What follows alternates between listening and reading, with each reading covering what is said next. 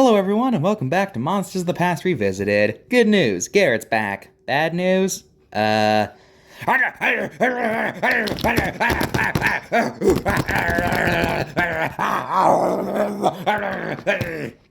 you calm down in there.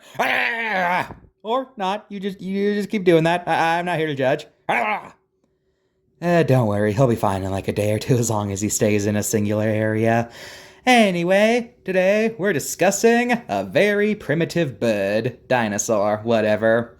This is Archaeopteryx.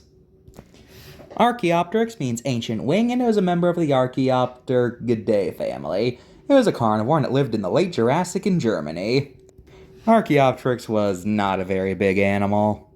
The largest ones only have about a 2-foot wingspan, so yeah, that's a thing.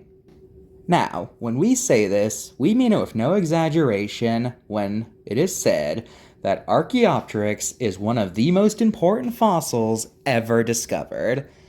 In the 1860s, a peculiar fossil was discovered, and, of course, it led to people wondering, what was this thing? It's clearly dinosaurian, but it has very clear bird-like attributes. Could this be the first bird? That's what everybody thought, but wait. If this is the first bird, and it's dinosaurian, does that mean that birds come from dinosaurs?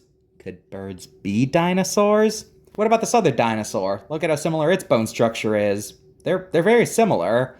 That can't be right. Dinosaurs are big, stupid, lumbering brutes and not nimble, feathered birds, so how could that be possible? But then the dinosaur renaissance hit, and it was understood that dinosaurs had far more in common with birds than the lizards they had been associated with for decades.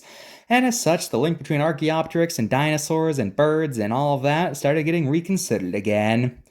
Of course, we know for a fact nowadays birds are the descendant of dinosaurs, and in fact are officially considered dinosaurs themselves. When Archaeopteryx was first discovered, it was considered to be the very first bird, but nowadays there are earlier known birds.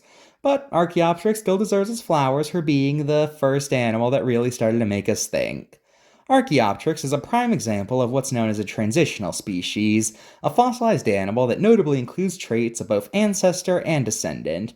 In their case, it still had a lot of dinosaurian reptilian traits despite possessing several avian features. I guess since Archaeopteryx is an early bird, we need to address if it could fly or not.